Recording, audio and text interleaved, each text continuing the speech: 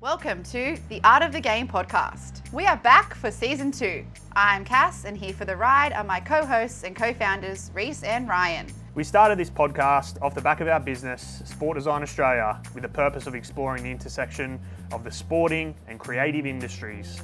We wanted to bring you the biggest names in sports design and content excellence. Our guests this season are providing us with perspectives from all across the world, giving us insight into the artistry behind content and how it influences every aspect of the game. Whether you are a sports enthusiast, a designer, or a creator, Art of the Game will have something for you. Welcome back to season 2 of Art of the Game. We're so excited to be back here with you all, and we have some very exciting news. And on the couch today, we don't have Reese. Unfortunately, Reese is a little bit sick, but who we do have is someone that's really important to the sport design family. He's been working in the background with us since sport design launched. He's been working with Reese and I for the last decade across a number of projects and roles, and has since joined us in a full-time capacity as one of our co-founders. So I'm really excited to welcome today to Art of the Game and officially to Sport Design Australia, Ryan Ellul. Thank you, Cass. Thanks for coming. What a lovely intro that was. Oh, was it? Was I it all can't believe right? we've worked together for a decade. Look, it's been 9 years, but I just inflated it because I felt like a decade sounded nicer. A little bit of taste. Ryan, you've been a busy guy for the last few years. Yep. You have spent a fair bit of time you spent your whole time basically at Lad Bible. Mm-hmm. You've come and joined Sport Design Australia. You've had a baby. You've got lots of things going on. So Why don't you just give us a bit of an insight into your last kind of 12 to 24 months and what's led you to being here with us today? Absolutely. I worked at Lad Bible for 3 years, which is crazy. Oh my gosh. I still remember the day that I first caught up with the GM, Joe Summers, for a coffee, and he told me about this sport role that he had, and that he'd love for me to think about it. And interestingly enough, Nicole Cheshire, who has been a guest of... We've had her on the podcast. Art of the Game podcast. Used to be my boss, hired me at the NRL. She was actually the one that put me in touch with Joe Summers at Lad Bible. And the rest was history. I was fortunate enough to be there for 3 years. Never thought I'd work on the publisher side, but got a really interesting background, insight into how brands buy media, how media agencies operate, and how publishers kind of build audiences. And my role there was started as the head of sport and then moved into a more broad head of sport and entertainment role. And our goal was really around how do we think about Sport Bible, Lad Bible in a way that is appealing to brands. And so we did a lot of work on building audience. We did a lot of work on building brand. Lad Bible and Sport Bible are like synonymously UK based. And so we had to do a lot within the local market to really build that brand organically here, and also create content that was localized to the Australian audience. So I spent a lot of time doing that, and I mean the biggest part of my role was really driving commercial revenue for sport and entertainment. So a lot of work in spending time with the sales team, educating the sales team, being a point of reference of strategy in sport or entertainment. But yeah, it was super interesting. Like I got to work across every sport you could think of, which was probably the thing that I missed or I felt I needed after being at the NRL for so long. And you get to also work across the brands that sponsor those sports, see how their brains tick. Then on the flip side, look at the media agencies and how they attack challenges and how they go about thinking about sponsorship. And so it was honestly like 3 years. I felt like I learned a whole heap, and it was probably the missing piece of understanding the broader like marketing and advertising landscape. Yeah, particularly, especially with sport, there's so many nuances in it, so many different parts that touch sport as an industry. So you probably got a fair bit of insight into that. Now, just quickly before we move on, Lad Bible isn't operating in Australia anymore. Can you just give us a bit of an idea on what's happened to that as a brand, as to why you kind of have now had some clear air to come and join us at Sport Design Australia? Yeah, so Lad Bible at the end of 2021, for anyone who doesn't know, floated on the London Stock Exchange. And so with that comes like more levels of scrutiny on bottom lines, and there's now a whole bunch of shareholders and people that you need to be accountable for. Unfortunately, as with a lot of businesses that go through that process, there needs to be some tightening of the belt.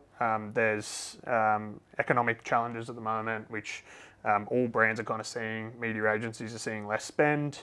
And so, yeah, Lad Bible is kind of like gone back and re-centralised activity out of the UK. They still run the Lad Bible Australia and Sport Bible Australia brands. It's a mix of like global content plus some local flavour as well. Okay, yep. And then from a sales perspective, it's they struck a partnership with Val Morgan Digital. So Val Morgan Digital, we like BuzzFeed and Pop Sugar and some other titles. They now represent Lad Bible commercially in the local market. So brands kind of still spend with them. It's just there's not now a local office. Yeah, okay.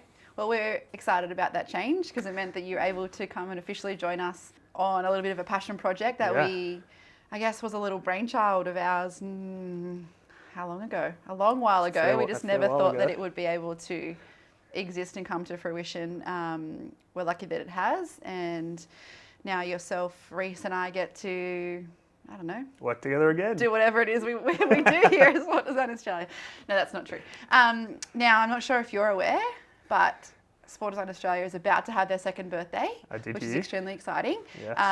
To be operation in a small business for any period of time is a big achievement, and I think that this is definitely one we should be proud of. And whilst you haven't been here in a full-time capacity, you have definitely been operating behind the scenes. So I guess what I would like to ask of you is, what have you enjoyed seeing from Sport Design Australia over the last 2 years, and what are your hopes for the brand going forward? I think the breadth of sports that we've been working with has definitely surprised me in a positive way. Obviously, all of us coming from you didn't think we were all of us coming from rugby league backgrounds, yes. It could have very easily we could have just focused on rugby league and only rugby league. So it's been great to see us working across AFL, boxing, pickleball, athletics, netball, so many other sports, and to be able to see that and for it to happen so quickly over the course of just 2 years, that to me has been a real sign of the work that you and Reese have put in at the foreground, whilst I've been kind of in the background, just twiddling my thumbs. Yeah, doing nothing, absolutely nothing at all. In terms of like where we can go, the opportunities I feel there's nearly an endless number of opportunities for us. I think we've got a real niche here that we found, and a model that's quite unique, particularly in sport. Yeah. That I think we'll see grow. Love to see us grow globally. I think being able to operate across the globe is already something that we're doing. So to be able to formalise that, I think there's a real opportunity there. I think we can also challenge what sport marketing is a little bit more broadly. We are focused, primarily around design, and Reese, like he always says to me, every touch point is design. Like there's an element of design and creativity in every touch point from a sport perspective. So I think we can go broader and go and really challenge sport marketing as a whole in Australia. There's not really a lot of big players here. There's a couple of agencies that have kind of had the focus for the last few years, and I think we can get along and challenge those in the long term.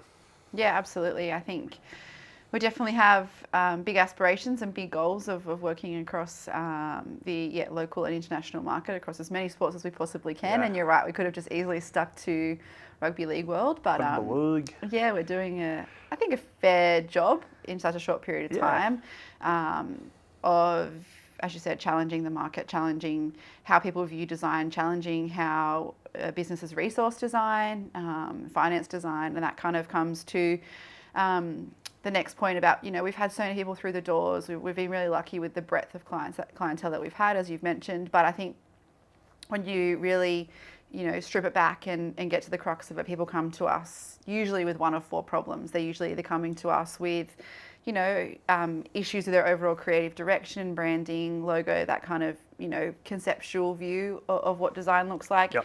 They're either coming to us as an additional resource. They don't have the budget or headcount to be able to do this either internally, or they've got some restrictions around that. They're looking for an additional skill set, so potentially they've got an in-house team that don't have, they can't have an output in a specific graphic design function or videography function or something that's outside of their skill set realm. And the fourth one, which is one I really wanted to touch on with you in a bit more detail, is commercialising of that content and making it a revenue stream for them. So given your background within working in Lad Bible and working with partners around commercialising content within sport, what do you think how are brands approaching the conversation around this commercialisation and revenue stream? Are they approaching it with, open arms, kind of help us, let's see what we can do, or are they really specific about what they want and how they want to kind of execute their brand across sports properties?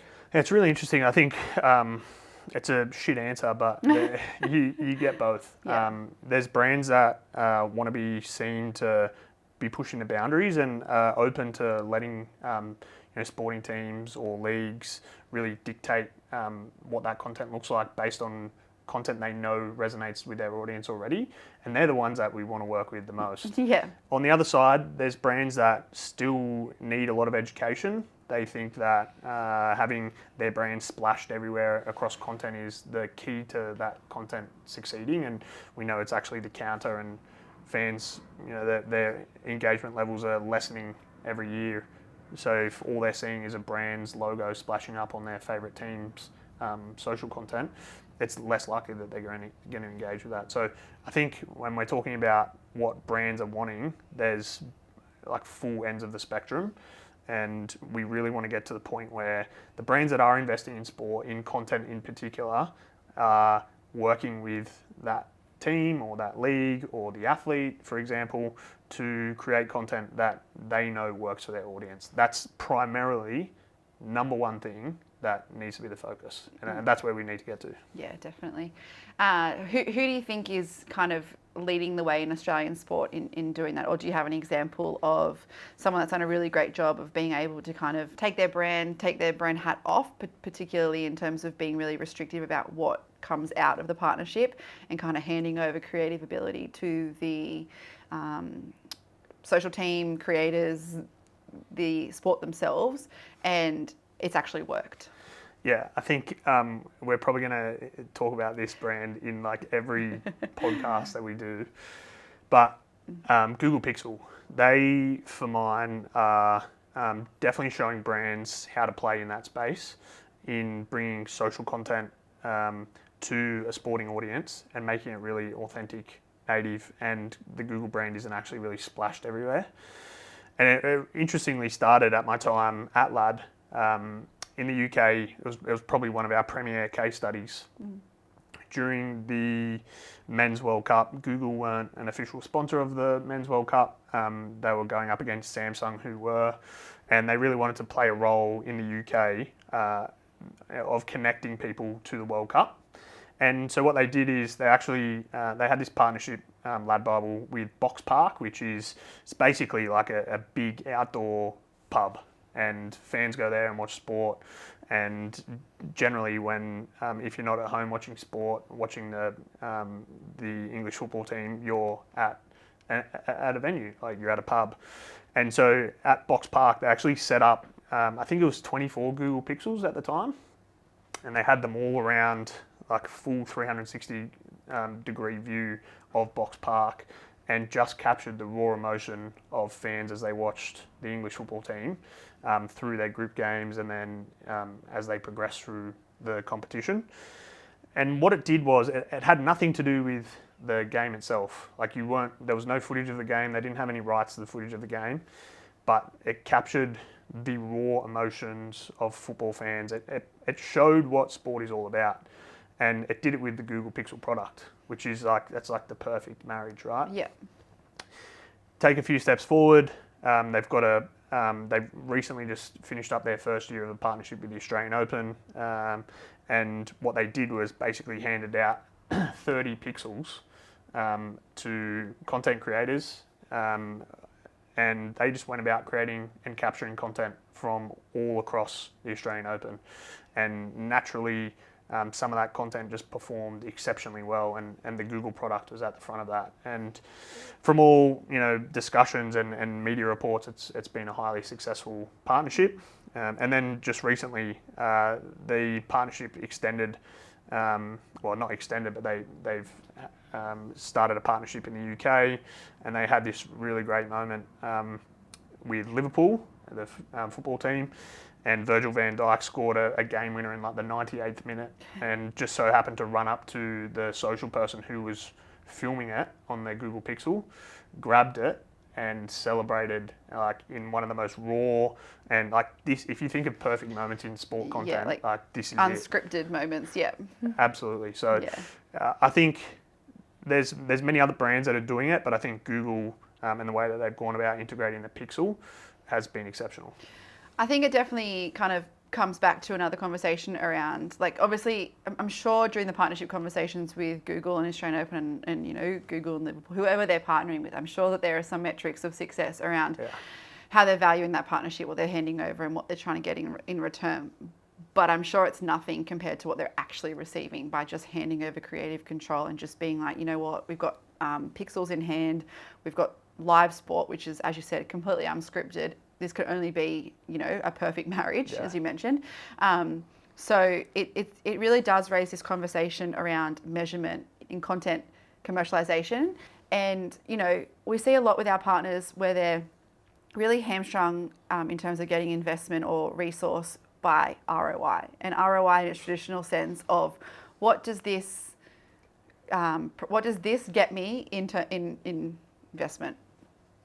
A plus B equals C, whatever that formula looks like at your thing. What we're kind of finding now is that people are finding it hard to measure those brand metrics, especially when you're talking about them in like a social sense, in an organic sense. You don't have a paid campaign attached to it, so you're not being able to look at those metrics in singular formats and things like that. And that's becoming harder and harder for these commercial teams and brands to sell their content and invest in content, I should say. Did you find that in your time at LAD? Did you find that like there was metrics and numbers that had to be adhered to be able to get? I mean, I'm assuming that makes sense in terms of traditional sponsorships. But what about brands that wanted to invest in content that didn't have a partner attached to it? How are they getting beyond this ROI conversation? How are we able to look at content in a different lens that doesn't have a dollar figure attached to it? Yeah, I think at the end of the day, in some way, shape or form, we need to show the content pointing towards a dollar figure, whether it's directly or indirectly. And that the reality of that is, I think, going to continue. I don't think that's going to change. The really important piece, and I think the foundational piece of all of this and how we get to a better state is teams, clubs, leagues, whoever, right? When they've got properties that can be commercialised or sponsored, they need to go back to the drawing board and have a really clear point of measurement of what channels are driving what dollars and then what people are responsible for delivering on those channels. We've had many conversations with brands and they tell us that all of our digital and social content is just included in the contract as value. Yeah. And we're talking like $200,000, $300,000 a year of value that their social and their content teams are working hard to bring to life, but are given $0 of recognition for. Do it, yeah. So I think we first need to we need to think about, okay, well, how do I build a framework in my business that people can recognise where dollars are earned and what resources are required to bring those dollars to life, so that investment in new resource, investment in technology can happen to help continue to sustain, but also build on those commercial partnerships. Yeah. So I'd say that's, like, to me, that's really important. The next point is really, I don't necessarily think content has to have a returning dollar figure on it in that moment. Like, as in every individual piece of content doesn't have to have a direct dollar. Correct. Yeah. But often, you get pushback and say, well, what ROI is this piece of content delivering me? And you do need to have a bit of a long-term view on that. You know that if you're delivering great content organically, you're able to build a brand. And the more that you're able to build a brand, the more people that you can bring into that halo of that brand. And the more positive of a brand affinity that you're able to build, the more audience that you're able to kind of cast a net over. And I think the important piece is, how do we actually value the potential commercial opportunity of your audience? So rather than saying, hey, this piece of content that I spent $1,000 in creating isn't maybe necessarily going to generate me a 2x or a 3x return in that moment, but what it is doing is it's engaging more of an audience. And so the more that I invest in that content, the commercial potential of my audience increases. You bring up engagement, you bring up your total audience pool, and your opportunity to commercialize that audience increases. You've got more people that you can potentially talk to, which is what brands want to see. So you can nearly flip it back on the sales teams and say, hey, we're actually building you an audience here. The ROI isn't for us to determine, it's actually for you to go out and find brands that want to partner with us. Yeah, absolutely.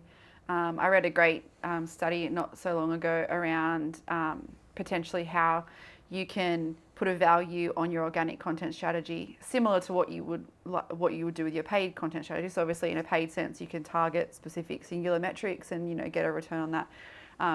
But in complement to having a paid strategy, brands should obviously have an organic strategy, and that's, I think, where the investment pushback happens, because if you're doing more and more of that on the organic side without a commercial partner attached to it, that's where they start to find it hard to measure.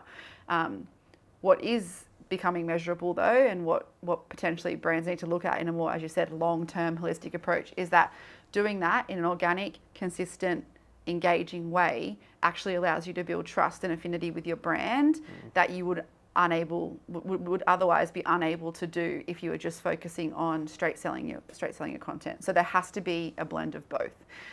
What you then have to look at is, in that organic strategy, what are the pieces of content that do allow you to resonate most with your audience, engage them the most, and allow them to feel like you are bringing them into this family, into the fold, building trust with them, so that you can go to a commercial partner with the audience, as you're speaking about, that can then be commercialized. Yeah. So it is a full circle, it is a 360 view, but it does take a long, when I say long time, it does take a length of time, depending on how good you do it, to get to that point. So I think definitely worth brands looking at it from a 360 view on how you can measure the measurable parts of your content strategy, but also find a way to include your organic strategy and include the non-digital partnership parts of your business into this brand awareness, affinity, and trust building exercise that allows you to do the rest of the stuff. Exactly what you said. It allows you to be, commercially. It allows you to put a number on your commercial potential. Yeah. So it's definitely a full conversation to have, but I don't feel like it's happening as much as it should be. No, definitely. Or if it is happening, it's just not coming to execution. Yeah, I think one additional point I'd add to that is, and it's probably more pertinent for clubs, is that the way that media is now consumed, it's so fragmented, and there's so many ways to connect with your team. You need to be investing in that storytelling, so you are owning that connection point first and foremost, and that not other publishers, content creators, news outlets, the league. If you're not competitively creating content for your audience that tells your club story, that gives fans an insight into the people, the athletes behind the scenes, that creates content that's engaging and not selling, if you're not doing that, someone else will do it, and they'll do it better. And you might not see an impact today, or you might not see an impact next year, but you will start to see an impact over the years, and you'll see the decline by not investing in content that connects with your audience right now. That's the true reality of it. I think there was a Gemba report that said pretty recently, that was the top 4 sports in Australia by preference of viewing is the NRL and AFL, which makes sense, and then UFC and NFL.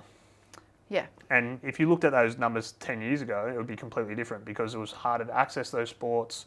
Social media was very young at that point in time. But now, in this connected world that we live in, it is so important that you own the narrative and you invest in those points where you can connect to your fans. Yeah, I agree. I feel like even more and more so now, as someone who consumes sport content, and you do it way more than I do, you're not always going to, you're a Newcastle Knights fan. Sorry to shame you and put that out there, but you are. But you're not always going directly to Newcastle Knights Instagram page, for example, to find content related to the Newcastle Knights, related to the narrative around those players and that team. So there is market, there is people that are trying to, I guess, ambush your brand and ambush your what your content narrative looks like. So you're right. If you're not going to do it, they will, and then they're going to become more of a destination or a place to go. Some of these media partners are already doing it. NRL Roast and Bloke in a Bar and those kinds of guys that's from a rugby league point of view are already doing that, already challenging the way that we consume content and where we consume it. It puts pressure on these brands who probably thought they were like safe with the fact that they're the heritage brand, they're the team, they own the players, they own the narrative around their own club, but actually they don't.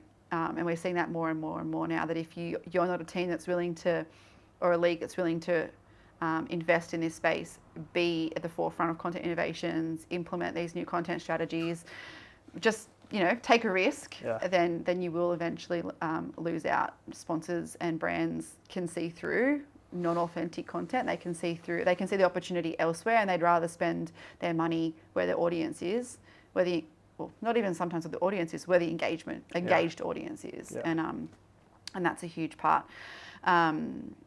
I think we have a lot of clients come to us, particularly in a design sense. So obviously this is easy to talk about when you're talking about video and creating storytelling through video and those kind of content outputs. But from a design point of view, what do you think teams and leagues should be thinking about in terms of their design output, and how do you think that they should be kind of investing in that going forward? Yeah, I think like from a purely design perspective, it comes back to the brand affinity and brand love. You want to create content that captures attention, captures emotion, that makes someone feel a certain way. And no offense to anyone who does this, but a photo with a couple of overlaid graphics on it isn't just going to cut it anymore. Like we're seeing brands like college football teams in the US who've got creative teams of like 12 to 15 people, and that is in addition to like their social team and their production team.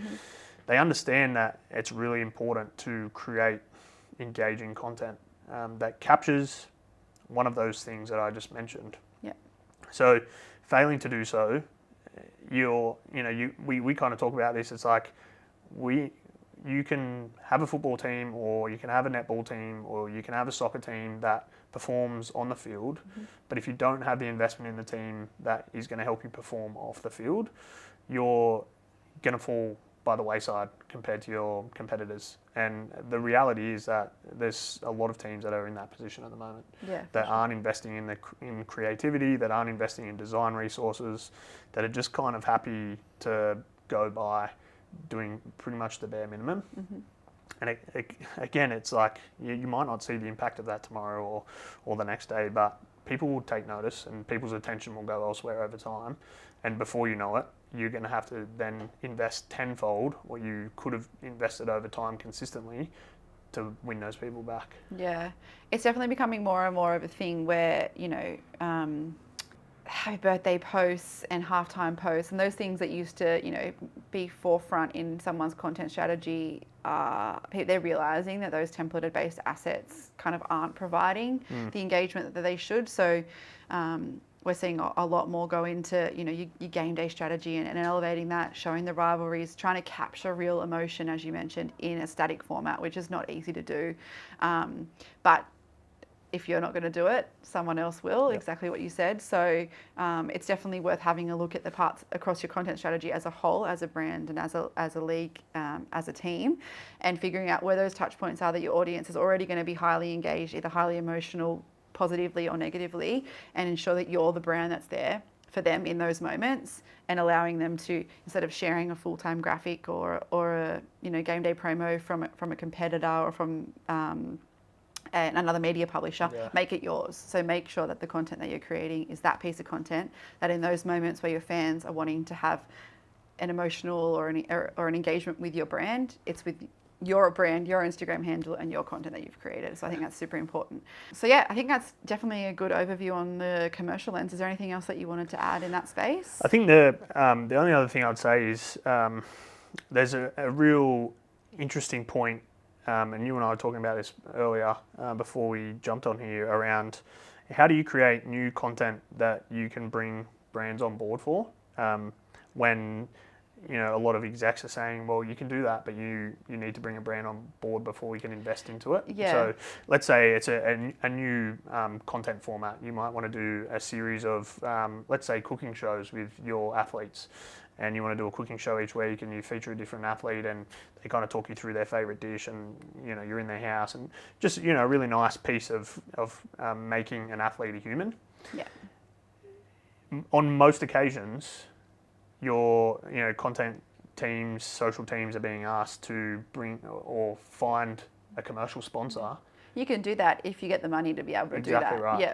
And like the reality of that is, it's very hard to sell an idea into a brand where they're having to impart with their money. Yeah. And they've got objectives and strategies and measurements of their own to hit before they even get to the point of giving you money to make those. Yeah, exactly. So there's a flow-on effect. You got to meet somewhere in the middle. Exactly right. And they don't know what the content's going to look like. They don't know the tone of the content, and you can only do so much of a job in explaining what that will look like or how that will feel. It's only until you create a sample or something and then test it with your audience to know whether it's going to be interesting or not. You might do that, and you might do that piece of cooking content with your athletes and find out your audience actually doesn't not like resonate. To cook. Exactly. they might not resonate with cooking. Yeah. And so you've gone about creating it, and you've tested it, and you're like, sweet, we've done it. We know it doesn't work. Let's find something else that we can do. Yeah. Rather than waiting for an investment, then you get the investment, and then you're trying to make it work for this brand who's paid the money to invest in this piece of content, and it doesn't work. And you're having to pay to make up for the results that they're missing out on. Yeah, exactly. So I think there needs to be some kind of give and take in being able to, it's nearly like going to the TV world and having the pilot season and being able to invest in a pilot, do so, see how it performs, how does the audience react, and then if it goes well, great, now we've got something that we can sample and we can show commercial brands. Even if you're doing that at a lower scale, even if you're like, even if you have the question, does our audience even like cooking? A series of low production value assets, graphics or Instagram stories or takeovers and things that kind of introduce that concept into your audience to see if it starts to take, and then you can move on to the higher produced value pieces as well. So you don't always have to go from nothing to broadcast quality content. You can see that through and find those missing data points and validation points throughout lower production assets before you even get to that point as well. So there's definitely ways that you can introduce what a pilot would look like with some learnings from your audience that's at quite a low risk investment. Yeah, so definitely. So I think that's it. I just really wanted to delve deeper with that with you, given your history in Lad Bible, and thanks for sharing all of those extremely great insights.